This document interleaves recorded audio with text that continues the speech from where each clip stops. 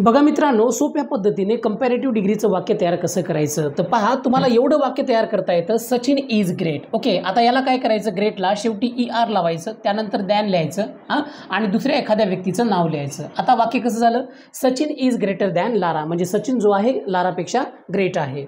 Radha is clever, आता काय करा, शेवटी फक्त ER लावा, क्लेवरर दॅन जया. राधा जी आहे जयापेक्षा जास्त हुशार आहे. Radha is cleverer than Jaya. Ambani is rich, आता काय करा, ER लावा, रिचर त्यानंतर लिहा दॅन, कुणापेक्षा, अदानीपेक्षा.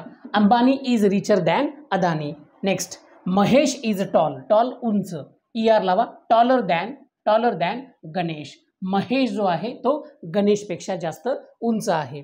पुणे इज कूल, कूल म्हणजे थंड आहे, कूलर कशापेक्षा, दॅन मुंबई. पुणे शहर जे आहे मुंबईपेक्षा जास्त थंड आहे. यू आर स्ट्रॉंग, स्ट्रॉंग नंतर आता ER लावा, स्ट्रॉंगर दॅन हरी, म्हणजे तू जो आहेस हरीपेक्षा जास्त मजबूत आहेस, स्ट्रॉंग आहेस. ही इज वाईज, आता इथं फक्त R लावा, ही इज वाईजर दॅन विजय. तो जो आहे तो विजयपेक्षा चतुर आहे, हुशार आहे. तर या पद्धतीने मित्रांनो तुम्ही कंपॅरेटिव्ह डिग्रीचं वाक्य तयार करू शकता.